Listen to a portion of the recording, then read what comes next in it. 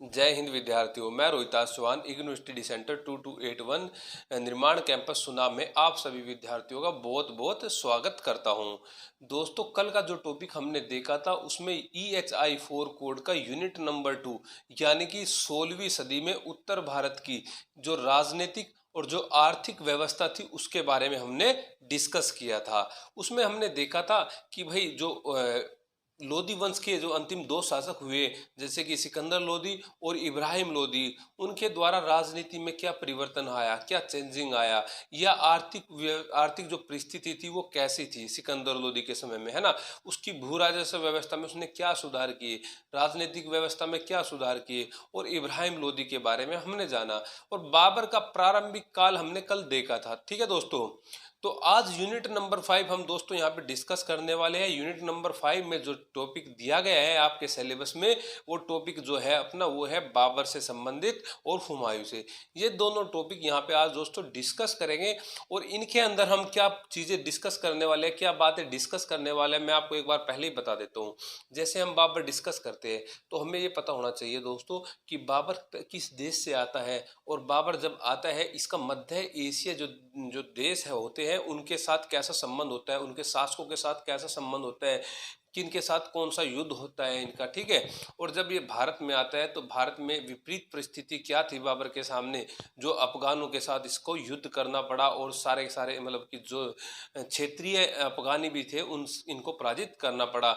और यहाँ पे जो हिंदू शासक थे उनको कैसे मतलब कि निपटारा बाबर के द्वारा किया गया उनका, उसको सभी के टॉपिक को के बारे में यहाँ पे दोस्तों डिस्कस आज करने वाले हैं।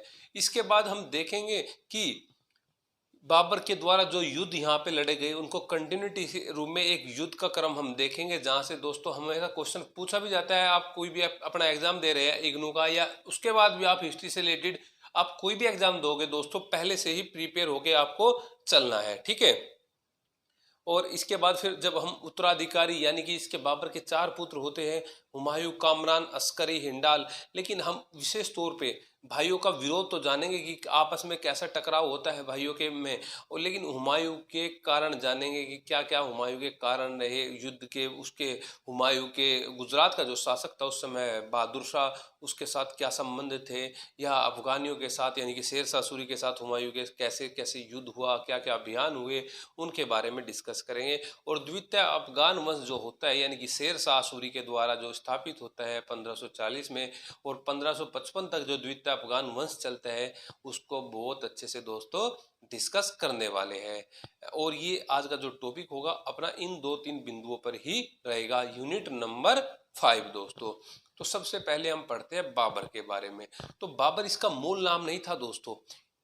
जो मुगल शासक हुए हैं इनका सभी का मूल नाम दूसरा था, ये इनकी उपाधि थी, है ना। ये एक प्रकार से ये टाइटल था।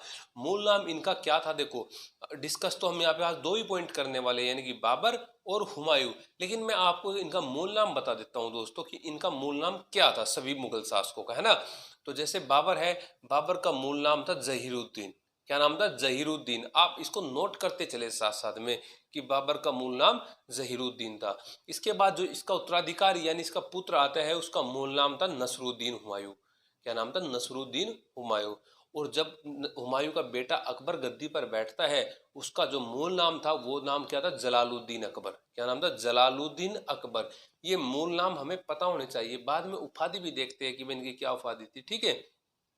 और जब अकबर का बेटा गद्दी पे बैठता है, क्योंकि वंशानुगत यहाँ पे पीढ़ी दर पीढ़ी चली आ रही थी, बेटा ही उसका उत्तराधिकारी बनता था, है ना। बाबर का बेटा हुमायूं गद्दी पर बैठा, हुमायूं का बेटा उसका अकबर गद्दी पे बैठा। अकबर का मूल नाम जलालुद्दीन। और अकबर की जो संतान थी बड़े वाली, मतलब जो गद्दी पे बैठती है, सलीम। कौन? सलीम उसका उपनाम था। ठीक है दोस्तों, जहांगीर के नाम से जो गद्दी पे बैठता है। और उसके बाद उसका जो पुत्र बैठता है शाहजहां। कौन? शाहजहां।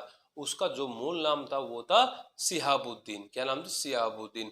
और शाहजहां के बाद जो उसका पुत्र गद्दी पे बैठता है औरंगजेब, उसका मूल नाम था मोहिनुद्दीन। क्या नाम था? मोहिनुद्दीन या आलमगीर प्रथम भी उसका मूल नाम था। ये थे पूर्ववर्ती मुगल। मुगल, दो टाइप के मुगल हम यहाँ पे डिस्कस करेंगे, कुछ नेक्स्ट यूनिट में देखेंगे दोस्तों। तो पूर्ववर्ती मुगल और उत्तरवर्ती मुगल। उत्तरवर्ती मुगल में हम औरंगजेब के बाद का काल देखेंगे, यानी कि 1707 ईस्वी के बाद का काल देखेंगे। उसमें सबसे पहले बहादुर शाह प्रथम के बारे में जानेंगे, जहांदार शाह के बारे में जानेंगे, और Rafiuddarjat, Rafiuddaula and after that Mohammad Shah Rangila. ये ऑर्डर बता रहा हूं मैं आपसे ना, क्योंकि हमें पता होना चाहिए कि भाई हम मुगल भारत में टॉपिक जो डिस्कस करते हैं ये कौन कौन से शासक मुगल भारत में हम डिस्कस करते हैं। तो मोहम्मद शाह रंगीला के बाद अहमद शाह गद्दी पे बैठता है। अहमद शाह के बाद गद्दी पे जो शासक बैठता है वो बैठता है कौन? आलमगीर प्रथम, आलमगीर द्वितीय। आलमगीर प्रथम मैंने आपको बताया औरंगजेब की उपाधि थी। आलमगीर द्वितीय 1754 में गद्दी पे बैठता है। अगर आपसे मतलब डायरेक्ट वनडे एग्जाम में कहीं भी पूछ लिया जाए कि भाई प्लासी का बैटल किसके समय में हुआ था, बक्सर का बैटल किसके समय में हुआ था, है ना, या पानीपत की तीसरी लड़ाई के समय कौन था मुगल गवर्नर जनरल, है ना, मुगल बादशाह कौन था, तो ये बातें आपको दोस्तों पता होनी चाहिए, है ना। आप कहीं भी आंसर आप कर रहे हैं, आप कोई भी आंसर राइटिंग कर रहे हैं, तो आप उनमें अगर फैक्ट का अच्छे से एक दो जगह अच्छे से मेंशन कर दोगे ना, तो आपका जो मार्क्स होगा वहीं पे दोस्तों बूस्टअप हो जाएगा। हर क्वेश्चन में आप दो चार फैक्ट ऐड करते चलेंगे, ठीक है। तो हम मैंने बताया आपको भाई आलमगीर द्वितीय गद्दी पे बैठता है। आलमगीर द्वितीय 1758 तक रहता है, लेकिन इसके बाद जो गद्दी पे बैठता है वो बैठता है शाह आलम द्वितीय। कौन? शाह आलम द्वितीय बैठता है। शाह आलम द्वितीय की उपाधि क्या थी? अली गौहर। क्या उपाधि थी? अली गौहर उसकी उपाधि थी। और ये 1806 तक रहता है। 1806 में अकबर द्वितीय गद्दी पे बैठ जाता है। कौन? अकबर द्वितीय। यही अकबर द्वितीय था जिसने राजा राम मोहन राय को राजा की उपाधि दी थी, है ना। 1806 से 1837 तक ये गद्दी पे रहता है। और 1837 तक जो लास्ट जो मुगल बादशाह गद्दी पे बैठता है वो है बहादुर शाह जफर। कौन है दोस्तों? बहादुर शाह जफर।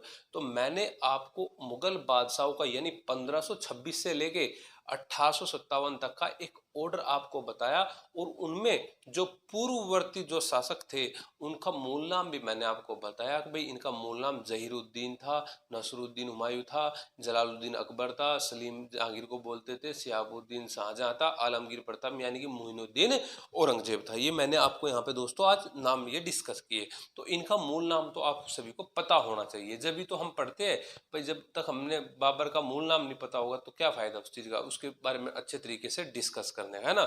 तो ये मूल नाम इसका बाबर का है। अब बात की जाए बाबर ने कई सारी उपाधियां यहाँ पे आके धारण की, उसके बाद ही देखेंगे इसके मध्य एशिया के साथ क्या संबंध थे या अफगानियों के साथ क्या संबंध थे दोस्तों, ठीक है। तो बाबर की उपाधि कौन कौन सी थी? बाबर ने यहाँ पे आके चार उपाधि धारण की। कौन कौन सी? चार उपाधि धारण की। सबसे पहले बाबर को कलंदर भी बोला जाता है। क्या बोला जाता है? कलंदर। कलंदर क्यों बोला जाता है? क्योंकि बाबर ने भारत में जब युद्ध विजय किया था उसमें जो धन प्राप्त हुआ था उस धन का वितरण अपने सैनिकों में किया था, अपने सैनिकों में वितरण को कर दिया था, इसलिए इस कारण इसको कलंदर की उपाधि दी गई थी। तो पहली उपाधि कलंदर थी। दूसरी उपाधि इसको खाकान की, खाकान की उपाधि इसने धारण की। जब पानीपत का युद्ध जीता है और पानीपत के युद्ध में ये मंगोलों की उपाधि होती है खाकान। किसकी उपाधि होती है? मंगोलों की उपाधि होती है खाकान। और 1526 में बाबर ने यह उपाधि धारण की। पहली कलंदर, दूसरी खाकान और तीसरी बादशाह। अगर पूछे बादशाह की उपाधि कब धारण की? दो बार धारण की बाबर ने। कब? दो बार। पहली बार 1506-7 में और दूसरी बार पानीपत का जब युद्ध होता है 21 अप्रैल 1526 में पानीपत का युद्ध, वहां पे भी इसने बादशाह की उपाधि धारण की। उससे पहले कौन सी उपाधि रखता था बाबर के पास? कौन सी उपाधि थी उससे पहले? वो थी मिर्जा की उपाधि। कौन सी उपाधि थी दोस्तों? मिर्जा की उपाधि उससे पहले थी। एंड लास्ट अगर उपाधि धारण के तो गाजी। गाजी की उपाधि कब धारण की? तो ये आपसे पूछ लिया जाएगा भाई पानीपत का युद्ध, हम युद्ध तो पता है भाई पानीपत, खानवा, चंदेरी, घाघरा, लेकिन पूछ सकते हैं भाई बादशाह की उपाधि किस युद्ध के बाद धारण की? पानीपत के युद्ध के बाद। और पूछा कि गाजी की उपाधि कब धारण की? तो उसके बाद जब खानवा का जो युद्ध होता है उसके बाद ये गाजी की उपाधि धारण करता है। तो चार उपाधि मैंने यहाँ पे आपको बताई कि कौन कौन? कलंदर, खाकान, बादशाह और गाजी। ये चार उपाधि बाबर ने धारण की दोस्तों, ठीक है। और बाबर को क्या क्या बोला जाता है? बाबर को जीवनी लेखकों का राजकुमार भी बोला जाता है। क्या बोला जाता है? जीवनी लेखकों का राजकुमार बाबर को बोला जाता है। और आजीविका ढूंढने वाला सैनिक भी बोला जाता है। क्यों बोला जाता है आजीविका ढूंढने वाला सैनिक? हमें पता है बाबर भारत का नहीं था, भारत इनके लिए एक नया देश था बाबर के लिए। तो यहाँ पे विजय वो अभियान करता है ना युद्ध का, ये कहाँ का था? फरगना का था। कहाँ का था? फरगना। और फरगना कहाँ पड़ता है? ट्रांसोक्शियाना में, है ना। वहीं पे तो गद्दी पे बैठता है 12 साल की उम्र में, वहीं की तो जागीर मिलती है इसकी। लेकिन वहां पे ये सत्ता को मतलब नियंत्रण तो करता है। 2-3 बार फरगना की गद्दी मिलती है इसको, लेकिन इसका उज्बेकों के साथ, ईरान के सफावियों के साथ, उनके साथ इनका संघर्ष जो लगातार चल पाता है, और ये यहाँ पे आता है भारत में, है ना। अच्छा, बात की जाए अगर इसकी बाबर की, तो आपसे पूछा गया भाई ये किस वंश से संबंधित था? ये दो वंश जो उनकी महत्वपूर्ण जो दो वंश हम पढ़ते हैं, यानी कि तैमूर वंश और दूसरा वंश कौन सा? चंगेज खान वंश। इन दोनों की संतान थी कौन? बाबर। कैसे थी? देखो, चंगेज खान हम पढ़ते हैं भाई जब 1200 ईस्वी जब इल्तुतमिश का जब काल होता है, उसमें चंगेज खान आता है ना, मंगोल जो होता है चंगेज खान, है ना। ये मंगोल से ही इनका नाम मुगल पड़ता है, ठीक है। और जब इल्तुतमिश का जो काल होता है 1210 से लेके 1236 तक, उसमें चंगेज खान का हमला होता है, जब जलालुद्दीन मांग बरनी का पीछा करते हुए आता है ना वो, तो हम देखते हैं उसकी माता की तरफ से चंगेज खान का वंशज था। यानी कि कौन सा वंशज था? 14वें नंबर का वंशज था माता की तरफ से। अगर बात की जाए पिता की तरफ से, पिता की तरफ से 5वें नंबर का वंशज था। किसका? तैमूर लंग का। तैमूर का हमें पता है भाई, तुगलकों के सामने में तैमूर आक्रमण करता है, यानी कि 1398 में आक्रमण तैमूर लंग यहाँ पे करता है, उसकी तरफ से 5वां वंशज था। यानी कि ये तैमूरी कहलाना ज्यादा पसंद करते थे, ना कि मंगोल की तरफ से, है ना, माता की तरफ से। तो माता की तरफ से 14वें वंशज वाला था बाबर, और पिता की तरफ से 5वां वंशज था बाबर का, है ना भाई दोस्तों। पता लग गया बाबर के बारे में। इसकी उपाधि कुछ हमने देखी, 4 उपाधि, ठीक है। अच्छा, साथ साथ में जब ये चल रहा था, जैसे कि भाई सल्तनत पीरियड हमने देखा, या मुगल पीरियड हम डिस्कस करने वाले हैं, तो साथ साथ में सिलसिले भी चल रहे थे। वो भी चल रहा था यहाँ पे, जो भक्ति सिलसिले, मतलब कि भक्ति जो मार्ग, जो संत होते थे, वो भी अपने उपदेश देते थे। उसी समय में तो थे सारे, तुलसी, ये गुरु नानक जी, कबीर जी, है ना, ये वल्लभाचार्य जी, ये सब उसी पीरियड की बातें चल रही है। तो ये सिलसिलों को भी मानते थे। तो अगर बात की जाए बाबर की, तो बाबर किस सिलसिले को मानता था? तो बाबर जो मानता था वो नक्शबंदी सिलसिले को मानता था। नक्शबंदी सिलसिले में किस संत सूफी को मानता था? उबैदुर्रा अहरार को। किसको? उबैदुल्ला अहरार को ये मानता था, ठीक है दोस्त। आपको इस चीज का पता होना चाहिए। और आगे देखती है इसकी क्या क्या परिस्थिति रहती है। और यहाँ पे इनकी कुछ मुख्य फैक्ट और ऐड कर लेते हैं दोस्तों। जैसे कि इनकी माता का क्या नाम था, पिता का क्या नाम था बाबर की, ये क्वेश्चन भी आप उसको अगर ऐड करोगे आपके लिए बहुत अच्छा रहेगा, क्योंकि मुख्य रोल रहता है इसकी दादी का, इसकी नानी का यहाँ पे। क्योंकि क्योंकि वे गद्दी पे उस समय जो कंडीशन थी, वो गद्दी पे कोई और किसी और को बैठाना चाहते थे जो वहाँ के अमीर थे, है ना। लेकिन दादी का, नानी का बहुत इंपॉर्टेंट रोल रहता है माता का। तो पिता का क्या नाम था इनके? पिता का नाम था उमर शेख मिर्जा। क्या नाम था? उमर शेख मिर्जा। और माता का जो नाम था कुतलुग निगार खानम। माता का नाम था कुतलुग निगार खानम। और बात की जाए नाना और नानी की, तो नाना का नाम था अबू सैद मिर्जा, वो यूनुस खान। नाना का नाम क्या था? यूनुस खान था। और नानी का नाम था एहसान दौलत बेगम। नानी का नाम था एहसान दौलत बेगम। और बात की जाए दादा और दादी की, तो दादा था अबू सैद मिर्जा, और दादी थी आयशा दौलत बेगम। तो माता पिता, नाना नानी, दादा दादी, इन सभी का आपको नाम याद रखना है बाबर से संबंधित। अच्छा, बाबर जो था ये तैमूर का, मैंने बताया आपको, 5वां वंशज था। लेकिन ये जो बाबर जो है, अपने जो पूर्वज थे, मतलब तैमूर, उनकी जो राजधानी थी यानी कि समरकंद, उसको जीतना चाहता था। 3 बार प्रयास किए बाबर ने जीतने के लिए, लेकिन कुछ समय के लिए गद्दी पर बैठता। और उस समय जो उज्बेक नेता थे वहां पे, तो उज्बेक नेता उस समय जो मुख्य रोल था जिसका, शैबानी खान, वो इसको गद्दी से हटा देता है और एक युद्ध में इसको पराजित करता है। कौन सा युद्ध होता है? सरे पुल का युद्ध। कौन सा युद्ध होता है दोस्तों? सरे पुल का युद्ध। बाबर कभी भी मध्य एशिया की राजनीति में सफल नहीं हो पाया, है ना। बाबर कभी भी मध्य एशिया की राजनीति में सफल नहीं हो पाया। और फरिश्ता क्या बोलता है? फरिश्ता इसके बारे में बोलता है भाई किस्मत का मतलब किस्मत के हाथ मतलब गेंद बना, ये एक फरिश्ता बोलता है किस्मत के हाथ गेंद बना, वह शतरंज का बादशाह, जैसा एक जगह से दूसरी जगह भागता फिरता और समुद्र के किनारे जैसे कंकड़ के समान टक्कर टक्कर खाता रहा। कौन? शतरंज का बादशाह किसको बोल रहा है? बाबर को फरिश्ता बोल रहा है। फरिश्ता एक यानी कि एक उस समय एक मुख्य लेखक था, है ना। फरिश्ते के बारे में देखेंगे, तारीख फरिश्ता का ये लेखक था दोस्तों। कौन? फरिश्ता, ठीक है।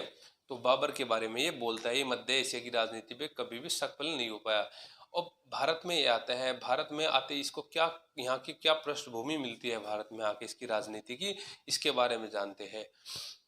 ये जब भारत में आता है, अपनी पुस्तक बाबरनामा यानी कि इनकी जो आत्मकथा है तुर्की भाषा में, उसमें वर्णन करता है कि भारत में उस समय में 5 तो मुस्लिम राजा थे, यानी कि 5 मुस्लिम राज्यों पे राजा राज करते थे और 2 थे हिंदू राज्य। तो हिंदू राज्य 2 कौन कौन से थे?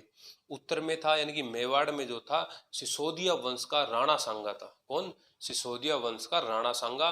और दक्षिण में कौन था? दक्षिण में था दोस्तों विजयनगर साम्राज्य। 2 हिंदू वंश थे, उत्तर में राणा सांगा सिसोदिया वंश का मेवाड़ में राजस्थान में, और दक्षिण में विजयनगर साम्राज्य था। और 5 मुस्लिम राज्यों का वर्णन करता है। 5 मुस्लिम राज्य कौन कौन से थे दोस्तों? वे थे एक तो सेंटर में तो हमें पता है जब बाबर आता है तो केंद्र में तो इब्राहिम लोदी था, यानी कि सल्तनत काल का अंतिम वंश जो चल रहा था, इब्राहिम लोदी केंद्र में, है ना। और इब्राहिम लोदी के अलावा कुछ मुस्लिम प्रांत थे, जैसे कि बंगाल, बंगाल में नुसरत शाह था। मालवा, मालवा में कौन था? महमूद था। और महमूद मालवा के बाद गुजरात, गुजरात में मुजफ्फर द्वितीय था, मुजफ्फर शाह था ना। और गुजरात के अलावा और कौन सा था भाई? गुजरात के अलावा और कौन सा था? बंगाल, मालवा और बहमनी। कौन? बहमनी। और बहमनी में उस समय शासक कौन था? कलीमुल्ला शाह था। कौन? कलीमुल्ला शाह था। तो ये यहाँ की राजनीतिक परिस्थिति थी। बाबर को इन सभी से गुजरना पड़े, मतलब पड़ा था, इनको पराजित करना पड़ा था। जैसे कि हम जानते हैं भाई, इब्राहिम लोदी को तो पराजित किया था। इब्राहिम लोदी को कब पराजित किया था? पानीपत का प्रथम युद्ध होता है, और पानीपत के प्रथम युद्ध में इब्राहिम लोदी मारा जाता है। पहला सल्तनत का शासक था जो युद्ध के मैदान में मारा गया था। कौन? इब्राहिम लोदी 1526 में। और इधर देखिए मालवा की बात, तो मालवा जो था बफर स्टेट का काम करता था। किस किस के बीच में? मेवाड़ के बीच में, गुजरात के बीच में, और लोदियों के बीच में, है ना। तो मालवा की जो भूमि थी बहुत ज़्यादा उपजाऊ थी, वहाँ पे हाथी बहुत ज़्यादा आयात वहाँ से होता था, निर्यात होता था हाथियों का। और वहाँ पे जो ये बंदरगाह, जो मार्ग जो गुजरात के लिए जाता था, वो मालवा से होकर ही पहुँचता था दोस्तों। तो मालवा सभी को, सभी के सभी जो शासक थे समकालीन, जैसे कि गुजरात का शासक, मेवाड़ का शासक, लोधी, है ना, ये सभी जीतना चाहते थे। और वहाँ का जो शासक था मालवा का, वो बहुत ही क्या था? वो बहुत ही एहसासी, है ना, एहसासी शासक था। कौन था? महमूद शाह द्वितीय वहाँ का शासक था। और ये इसको कब्जा कर लेता है कौन? मेवाड़ का शासक राणा सांगा, है ना। ये उस समय में बहुत ही शक्तिशाली शासक था दोस्तों, ठीक है। तो ये सारे के सारे शासक, और बाबर को जो निमंत्रण देने वाले जो 2 व्यक्ति थे, यानी कि लोदी वंश के जो 2 व्यक्ति थे जो इब्राहिम लोदी से घृण रखते थे, यानी घृणा करते थे, एक उसका चाचा आलम खान लोदी, और एक जो पंजाब का जो सूबेदार था यानी कि दौलत खान लोदी। इन 2 व्यक्तियों ने बाबर को निमंत्रण दिया था। उसमें शेर शाह, ये क्या नाम, राणा सांगा भी उसमें शामिल था उसको निमंत्रण देने में। लेकिन राणा सांगा को ये मालूम नहीं था, अगर बाबर ये चाहता था, ये मानता था राणा सांगा बाबर यहाँ पे आएगा, युद्ध विजय करेगा और वापस अपने देश काबुल पहुंच जाएगा, लेकिन ऐसा नहीं हुआ। वो बाद में युद्ध का कारण भी बनता है। तो किन 2 व्यक्तियों ने बाबर को यहाँ पे मैदान में, मतलब यहाँ पे युद्ध करने के लिए इब्राहिम लोदी के खिलाफ आमंत्रित किया था? तो दौलत खान लोदी और आलम खां लोदी। आलम खान लोदी जो कि इब्राहिम लोदी का चाचा भी था, ठीक है। और वहाँ पे दिलावर खान को भेजते हैं। कौन? दिलावर खान को भेजते हैं ये व्यक्ति दोनों, आलम खां और दौलत खान लोदी। और इसको खान खाना की उपाधि बाबर देता है। और अपना एक दूत भेजता है मुल्ला मुर्शिद को, बाबर भेजता है वहां से अपने देश से, कहाँ पे, इब्राहिम लोदी के पास। बोलता है कि जो हमारे पूर्वज यानी कि तैमूर लंग का जो यहाँ पे जो क्षेत्र है उसको हमारे से दिया जाए, है ना, मतलब हमारे हमें सौंप दिया जाए। लेकिन उस जो दूत को रास्ते में ही आलम खान लोधी उसको बंदी बना लेता है और उसको मार देता है। वो दूत वहां तक पहुंच ही नहीं पाता। तो निमंत्रण जो दिया था वो बाबर आता है और युद्ध यहाँ पे करता है। बाबर भारत में 5 बार युद्ध करता है मुख्यतः, अगर देखा जाए जो मुख्य रोल थे 5 युद्ध कौन कौन से। पहला बाजोर और भेरा का युद्ध, उसके बाद 4 युद्ध पानीपत का, खानवा का, चंदेरी का और घाघरा का, ये युद्ध करता है। बाजोर और भेरा का युद्ध कब होता है, 1519 में। और इसके अलावा अगर छोटे छोटे युद्धों की बात की जाए, बाजोर भेरा के बाद में पेशावर में करता है 1 साल बाद यानी 1520 में, सियालकोट में करता है, सियालकोट के बाद लाहौर में, दीपालपुर में करता है। लेकिन अगर मुख्य बात की जाए तो वो पानीपत का युद्ध होता है। कब, पानीपत। पानीपत कहाँ पड़ता है दोस्तों, हरियाणा में। कहाँ पे, हरियाणा में। पानीपत का पहला युद्ध 21 अप्रैल 1526 में होता है, ठीक है। उसमें बाबर ने कौन सी पद्धति का प्रयोग किया था, तुगलुमा पद्धति का प्रयोग उसमें किया था। एक पूरा का पूरा सिस्टमेटिकली वहां पे प्लान किया था भाई कैसे लड़ाई, क्योंकि बाबर की सेना में कुल 12,000 सिपाही थे और इब्राहिम लोदी की सेना में 1 लाख सैनिक थे। तो 12,000 1 लाख से कैसे टक्कर लेगी। तो वहां पे तुलुगमा पद्धति यानी कि रूमी पद्धति का सारा बाबर ने लिया था, है ना। ठीक है, वो एक पद्धति होती है, वो देखना होगा, है ना। तो उसके बाद इसमें तुलुगमा पद्धति यानी कि रिजर्व आर्मी का यहाँ पे ये बेस बनाता था। कुछ सैनिक आगे रखता था, कुछ सैनिक पे जो घेरा लगा के उनका चक्कर काट के उनको घेर लेते थे, है ना। तो इसमें जो रूमी पद्धति थी इसमें कौन कौन व्यक्ति इस बाबर की सेना में था, उस्ताद कुली। कौन, उस्ताद कुली और मुस्तफ़ा, इन 2 व्यक्तियों ने इस पद्धति को लागू किया था, मतलब कि इसने उसको संभाला था, उस्ताद कुली ने और मुस्तफ़ा ने, ठीक है दोस्तों। तो ये पानीपत का पहला युद्ध होता है, इसको विजय करता है बाबर और इब्राहिम लोदी मारा जाता है। और विजय करने के बाद ये जब दिल्ली में आता है तो ये यहाँ पे निजामुद्दीन औलिया और बख्तियार काकी की दरबार पे जाता है। कौन, बाबर। किन, आपसे पूछ लिया जाएगा किन 2 व्यक्तियों की दरगाह पे बाबर जाता है, निजामुद्दीन औलिया और बख्तियार काकी की। और तुगलकाबाद में अपना ये शिविर लगाता है जो कि गियासुद्दीन तुगलक द्वारा बनवाया गया था, ठीक है दोस्तों। तो ये युद्ध होता है, लेकिन संपूर्ण विजय यहाँ पे बाबर को नहीं मिल पाती। संपूर्ण विजय कैसे नहीं मिल पाती, इसके बाद भी तो अफगानी शासक तो रह गए थे ना, महमूद लोदी भी रह गया था, हसन खान मेवाती भी रहता, लेकिन और हिंदू अगर बात की जाए उत्तर भारत में तो राणा सांगा भी अभी जीवित था, लेकिन पूर्ण विजय अभी तक बाबर की नहीं हुई थी। वो नेक्स्ट यानी कि अगले साल जो युद्ध होता है, खानवा का जो युद्ध होता है, उसमें विजय मिलती है। खानवा का युद्ध किसके नेतृत्व में, राणा सांगा की तरफ से हसन खान मेवाती भी और ये लड़ते हैं, ठीक है, महमूद लोदी, है ना। तो उसमें महमूद लोदी तो भाग जाता है और ये हसन खान मेवाती मारा जाता है उसमें, ठीक है। और अगर बात की जाए खानवा के युद्ध की, खानवा का युद्ध में इसकी तरफ से तुगलुमा पद्धति किसने संभाली थी बाबर की तरफ से, तो वो थे मलिक कासिम और मुनीम अतका। कौन थे, मलिक कासिम और मुनीम अतका, इन 2 व्यक्तियों ने तुलुगमा पद्धति वहां पे दोस्तों संभाली थी और गाजी की उपाधि धारण की थी। ये खानवा कहाँ पड़ता है, ये खानवा पड़ता है इधर मथुरा आगरा के पास यानी कि भरतपुर के पास पड़ता है। ये खानवा एक जगह है वहां पे, है ना।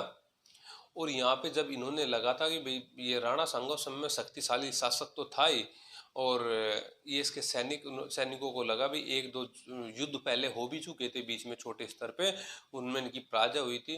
तो ये चाहते थे कि हम अपने देश चला जाए, अपना देश पहुंच जाए। लेकिन यहाँ पे इन्होंने जिहाद का नारा, अगर बात की जाए जिहाद का नारा दिया और कुछ धार्मिक प्रवृत्ति के भाषण बाबर ने यहाँ पे दिए थे और बोला था कि भाई मैं भी शराब नहीं पीऊंगा और इस युद्ध में अच्छे तरीके से अगर लड़ा जाए।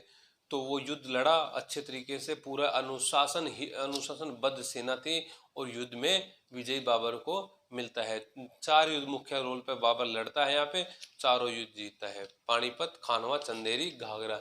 अब ये चंदेरी कहाँ से आते हैं, जो मालवा का जो सेनापति था महमूद खिलजी, मैंने बताया था, जो कि निर्बल शासक था, उसका प्रधानमंत्री होता है ये मेदिनी राय। कौन, मेदिनी राय चंदेरी का युद्ध लड़ता है और चंदेरी के युद्ध में मेदिनी राय को ये पराजित करता है। और जो वहाँ की जो राजपूत जो महिला थी वे क्या कर लेती है, वो जौहर कर लेती है। कौन, अगर पूछा जाए वे राजपूत महिलाओं ने जौहर किस युद्ध के बाद किया, तो चंदेरी युद्ध के बाद किया। और जो लास्ट का जो युद्ध होता है वो होता है घाघरा का युद्ध। कौन सा दोस्तों, घाघरा का युद्ध होता है। और घाघरा के युद्ध किसके साथ लड़ा गया था, महमूद लोदी, यानी कि अफगान एक संघ बन गया था पूरा, और बाबर के बीच और अफगान संघ के बीच, ठीक है। शेर शाह सूरी की अगर बात की जाए तो अगर चंदेरी युद्ध की, तो चंदेरी युद्ध में शेर शाह सूरी बाबर की तरफ से लड़ा था, और घाघरा युद्ध में अफगान संघ की तरफ से लड़ा था। अफगान संघ में बंगाल का शासक था नुसरत शाह, और महमूद लोदी यानी इब्राहिम लोदी का चाचा था। ये तीनों व्यक्ति इसमें लड़ रहे थे। कौन, ये तीनों के तीनों व्यक्ति, ठीक है। तो संघ को भी पराजित करता है, लेकिन एक साल बाद ही इसकी मृत्यु हो जाती है। किसकी, बाबर की, ठीक है दोस्तों, किसकी, बाबर की मृत्यु एक साल बाद ही हो जाती है। 26 दिसंबर 1530 में इसकी मृत्यु हो जाती है, और आगरा के आराम बाग में इसको दफनाया जाता है। कहाँ पे, आगरा के आराम बाग में। लेकिन बाद में शेर शाह के शासनकाल में इसकी जो पत्नी होती है बीबी मुबारक यूसुफजाई, इसको कहाँ दफनाती है, काबुल में इसको दफनाती है। किसको, बाबर को, ठीक है। बाबरनामा मैंने पिछले लेक्चर में दोस्तों आपको बताया था कि बाबरनामा के बारे में आपको क्या बातें पता होना चाहिए। ये तुर्की भाषा में थी, फारसी में अनुवाद इसका शेख जैतुद्दीन ख्वाजा ने किया बाबर के समय में, हुमायूं के समय में जोना खान और पाइंदा हसन ने किया, अकबर के समय में अब्दुल रहीम कारखाना ने किया, और शाहजहां के समय में अब्दुल तालिब तुर्बती ने किया था बाबरनामा, है ना। और गज ए बाबरी का उल्लेख कहाँ पे मिलता है, बाबरनामा में ही सबसे पहले मिलता है गज ए बाबरी का उल्लेख। और रहट जो एक पर्शियन शैली पे बनी एक शैली थी, उसका उल्लेख भी बाबरनामा में ही मिलता है। और भारत को बाबरनामा में क्या बोला गया है कि भारत जो है अनंत कारीगरों का एक देश है, अनंत कारीगरों का एक देश है। और यहाँ पे फलों के बारे में अगर बातें करती है बाबरनामा में, तो आम को मुख्य फल बताया गया है। किसको, आम को मुख्य फल बताया गया है। और जो पशुओं की बातें हैं तो हाथी को सर्वोत्तम किस्म का पशु माना गया है, ठीक है। फल में आम और पशुओं में हाथी, ठीक है। और इसके बाद अगर की जाए यहाँ पे इसमें ये पर्यावरण जलवायु का महत्व यहाँ पे बताता है भारत, है ना। अब इसके बाद इसके 4 पुत्र होते हैं। 4 पुत्र कौन कौन से हैं, कामरान, हुमायूं, कामरान, अस्करी और हिंडाल होते हैं। तो यहाँ पे 4 पुत्र और एक पुत्री है गुलबदन बेगम, जो हुमायूं की पुस्तक भी लिखती है, हुमायूं की आत्मकथा जो लिखती है ना। तो आपसे पूछ लिया जाएगा कि जो हुमायूं नामा यानी कि गुलबदन बेगम जो थी, हुमायूं नामा लिखी थी उसने, और वो किसकी सगी बहन थी, कौन से भाई की सगी बहन थी। ये सारे के सारे भाई अलग अलग माता की संतान थी। तो जो हिंडाल था उसकी सगी बहन थी गुलबदन बेगम। हिंडाल को मैंने बताया था जब साम्राज्य का विभाजन होता है तो रेवाड़ी वाला जो क्षेत्र मिलता है वो हिंडाल को मिलता है, ये जो मेवात वाला क्षेत्र होता है। और अस्करी को संभल वाला क्षेत्र मिलता है ना, कामरान को जो उत्तर पश्चिम वाला क्षेत्र मिलता है, और हुमायूं तो बादशाह बनता ही है, ठीक है। तो ये अलग अलग माता की अलग अलग संतान थी। तो बाबर के बारे में आपने ये सभी पॉइंट, मुख्य पॉइंट देखे दोस्तों। इसके बाद हुमायूं के बारे में जानते हैं कि हुमायूं का बहादुर शाह के साथ क्या संबंध था, है ना। तो मूल नाम मैंने आपको बताया था हुमायूं का नसरुद्दीन था। क्या नाम था, मूल नाम नसरुद्दीन था।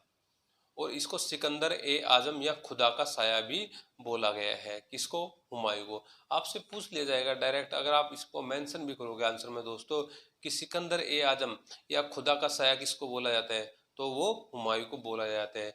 जिस प्रकार से बाबर नक्शबंदी सिलसिले के उबैदुल्ला एहरार को मानता था, इसी प्रकार से ये सत्तारी सिलसिले के मोहम्मद गौस को मानता था। कौन, बाबर, ये हुमायूं। कौन, हुमायूं। और इसके बारे में लैनपुल नामक एक व्यक्ति होता है, उसका कथन है कि हुमायूं लुढ़कते लुढ़कते भारत आया और लुढ़कते लुढ़कते ही भारत से चला गया, है ना। कौन बोलता है, स्टेनले लैनपुल इसके बारे में ये कथन बोल। अगर इसके अभियान की बात की जाए, हुमायूं के अभियान की, तो इसने कई सारे अभियान किए। पहला अभियान जो था कलिंजर पे था, कलिंजर का अभियान। कलिंजर में चंदेल शासक था, चंदेल शासक प्रताप रुद्र देव था, उसका पहला अभियान हुमायूं के द्वारा था, ठीक है दोस्तों। और मुख्य अभियान की बात की जाए वो था गुजरात के शासक के खिलाफ, यानी कि बहादुर शाह द्वितीय के खिलाफ, है ना। बहादुर शाह जो था गुजरात का शासक, वो वहां से जब ये आक्रमण करता है वहां से भाग जाता है, और भागने के बाद कहाँ पे, पुर्तगालियों के पास जाता है, जहाँ पुर्तगाली उसको डुबोकर मार देते हैं। और जो मुख्य इसका दो प्रतिद्वंदी होता है हुमायूं का, वो अफगान शासक होते हैं। अफगान शासक कौन, शेर शाह सूरी। कौन, शेर शाह सूरी उसका मुख्य प्रतिद्वंदी होता है। और कई सारे युद्ध शेरशाह के खिलाफ, मतलब शेरशाह के साथ इसके होते हैं। जैसे कि मुख्य युद्ध दो के बारे में हम चर्चा करते हैं, चौसा का युद्ध और कन्नौज का युद्ध। कौन सा, चौसा और कन्नौज का युद्ध, यानी 1539 और 1540 में ये दो युद्ध होते हैं, और दोनों युद्धों में हुमायूं पराजित होता है। अगर चौसा बक्सर के युद्ध की बात की जाए, ये गंगा नदी के किनारे पड़ता है, गंगा और क्रमनासन नदी के किनारे 1539 में, है ना। और इस युद्ध में विजित करने के बाद ही शेरशाह सूरी ने शेर खान से शेरशाह सूरी की उपाधि धारण की थी। उससे पहले इसके पास शेर खान की उपाधि थी, ठीक है दोस्तों। और अपने जीतने के बाद अपने नाम का खुतबा और सिक्का डलवाता है, कौन, शेरशाह सूरी, ठीक है। और 1540 का जो कन्नौज का युद्ध होता है उसमें हुमायूं को पराजित करता है, और पराजित करने के बाद जब हुमायूं इधर उधर भटकता है, उसके बाद ईरान के शाह तहमास्प के पास भी ये पहुंच जाता है, और कुछ दिनों के लिए शिया धर्म को ये धारण कर लेता है। वहीं पे जब ये भटक रहा था 1542 में, तो वीर साल जो थे अमरकोट के राणा वीर साल के महल में अकबर का जन्म होता है। कब, 1542 में होता है, ठीक है दोस्तों। तो ये 15 साल इधर उधर भटकता है, 1540 से 1555, और ये 15 उसके बाद एक साल के लिए फिर ये गद्दी पे बैठता है। गद्दी पे दो युद्धों के बाद बैठता, दो युद्ध इसको लड़ने पड़ते हैं। कौन से, मच्छीवाड़ा का युद्ध और सरहिंद का युद्ध। मच्छीवाड़ा और सरहिंद का युद्ध लड़ने पड़ते हैं। किसके खिलाफ लड़ने पड़ते हैं, वो लड़ने सिकंदर सुर के खिलाफ इसको लड़ाई वो करनी पड़ती है, किसको, हुमायूं को, ठीक है दोस्तों। तो हुमायूं का जो ज़्यादातर जो समय था अपने भाइयों के साथ ही अपने भाइयों के साथ ही लड़ाई में गुजर गया। इसकी सांस्कृतिक अगर उपलब्धियों की बात की जाए, इसने न्याय ए अदल, यानी कि तबल ए ढोल, ये एक बादशाह, मतलब कि बादशाह तक आम व्यक्ति की पहुंच थी कि भाई कैसे उसको जाया जाए, मान लो, है ना। इसने चलाया था तबल ए ढोल, है ना। 7 दिनों में 7 रंग के वस्त्र ये पहनता था, कौन, हुमायूं। क्योंकि ज्योतिषी में विश्वास रखता था, सोमवार में सफेद वस्त्र पहनता था, रविवार में पीला वस्त्र पहनता था, और शनिवार में काला वस्त्र पहनता था। ज्योतिषी में बहुत ज्यादा विश्वास ये रखता था। 1533 में दीनपना नगर की स्थापना कराता है। बाद में दीनपना नामक नगर सीढ़ियों से ही ये पुस्तकालय से गिर के मर जाता है। कौन, कौन, हुमायूं, ठीक है दोस्तों। तो हुमायूं का ज़्यादा नहीं है, हुमायूं को आपने यही देखना है भाई, अफगानियों के साथ, यानी कि शेरशाह सूरी के राज्य का संघर्ष होता है। कौन कौन से मुख्य युद्ध लड़े जाते हैं, चौसा का युद्ध लड़ा जाता है, कन्नौज बिलग्राम का युद्ध लड़ा जाता है। और अगर बात की जाए इसकी, बहादुर शाह यानी गुजरात का समकालीन शासक था, उसको ये उसके साथ अभियान होता है, वो भाग जाते हैं ना, और भागने के बाद उसको पुर्तगाली मार देते हैं वहाँ पे, है ना। और अगर बात की जाए फिर द्वितीय अफगान वंश जो गद्दी पे बैठता है, वो किसके नेतृत्व में, शेर शाह सूरी के नेतृत्व में बैठता है। किसके, शेर शाह सूरी के नेतृत्व में। इसका मूल नाम फरीद था। कहाँ का था, कहाँ जन्म होता है इसका, इसका जो जन्म हुआ था हरियाणा के नारनौल में। कहाँ पे, हरियाणा के नारनौल में शेर शाह सूरी का जन्म होता है। शेर शाह सूरी के बारे में हमें कई सारे स्रोतों से जानकारी मिलती है, जैसे कि तोहफा एकबर शाही अब्बास खान सिरवानी लिखते हैं, और तवरीक ए दौलत ए शेर शाही हसन अली खान लिखते हैं, और वाक़यात ए मुस्ताकी रिजकुल्ला लिखता है, और तारीख ए सलातीन अफगाना अहमद यादगार लिखते हैं। इन सारे कई सारे स्रोतों से हमें शेरशाह सूरी के बारे में जानकारी मिलती है। और शेरशाह सूरी को हिंदुस्तानी जो मुस्लिम पुनर्जागरण का नायक भी बोला जाता है, और अकबर का अग्रगामी एवं पथ प्रदर्शक भी शेरशाह सूरी को बोला जाता है दोस्तों, ठीक है। इसकी एक नीति थी शेरशाह सूरी की, ये बोलता था भाई कर निर्धारण में उदार रहो, कर निर्धारण में उदार रहो, लेकिन वसूली में कठोरता से उसको पालन करो। वसूली कठोरता से करो, लेकिन उसको निर्धारण में कम रखो, है ना, ठीक है। ये कई सारे अभियान करते हैं, और चंदेरी अभियान के बाद ये जो शेरशाह सूरी है ये बोलता है कि अगर भाई भाग्य ने मेरा साथ दिया ना, जब चंदेरी अभियान में बाबर उसको पराजित करता है मेदिनी राय को, तो ये बोलता था जब ये शेरशाह सूरी, अगर भाग्य ने मेरा साथ दिया तो मैं बहुत ही आसानी से मुगलों को हिंदुस्तान से बाहर निकाल दूंगा। कौन बोलता है? शेरशाह सूरी बोलता है। ठीक है दोस्तों, और कई सारे युद्ध ये लड़ता है, यहाँ पे हुमायूं को पराजित करता है, और इसके अलावा भी कई सारे जो छोटे मोटे जो शासक होते हैं उनको पराजित करता है। जैसे रायसीन की विजय करता है, कालिंजर की विजय करता है, मारवाड़ का युद्ध जीता है, जिसको हम सेमल का युद्ध भी बोलते हैं, है ना। मारवाड़ का जो शासक था मालदेव, है ना, उस समय में, है ना। और शेरशाह सूरी को एक बात का दुख था, बस ये बोलता था कि मुझे सत्ता तो मिली है, लेकिन वो भी अंत समय में, यानी कि बहुत ज़्यादा उम्र में मेरे को सत्ता मिली है। और लास्ट में इसकी मृत्यु कहाँ होती है? एक उक्का नामक तोप के फटने से, बुंदे जो कलिंजर के किले में, है ना। इसकी मृत्यु हो जाती है। इसने कई सारे, जैसे अगर भू राजस्व संबंधी बात की जाए तो भू राजस्व में इसने भूमि को उत्तम, मध्यम और निकृष्ट भूमि में इसने भूमि को बांटा था दोस्तों, है ना, उत्तम, मध्यम और निकृष्ट में। और ये कर जो लेता था वो 1/3 लेता था, मुल्तान को छोड़कर। मुल्तान से कितना लेता था? 1/4 ये कर मुल्तान से लेता था। ठीक है, और भूमि में इसने कबूलियत यानी पट्टा प्रथा को भी चलाया था, और कई सारे शुल्क इसके अलावा लेता था, जैसे कि भाई जरीबाना लेता था 2.5%, महासिलाना लेता था 5%, है ना। कई सारे कर ये यहाँ से लेता था दोस्तों। ठीक है, रेतवाड़ी व्यवस्था को ये मानता था। कौन? शेरशाह सूरी। और इसने कई सारे सिक्के चलाए, सोने का अशरफ, चांदी का रुपया, तांबे का दाम इसने चलाया। लोक कल्याणकारी कार्य किए शेरशाह सूरी ने, सरायों का निर्माण कराया, और दान का लंगर स्टार्ट किया इसने, है ना। और स्थापत्य कला में भी इसने कई सारे नगरों की स्थापना की। शेरगढ़ नगर यानी जो दिल्ली का छठा नगर था, उसकी स्थापना इसके द्वारा की थी।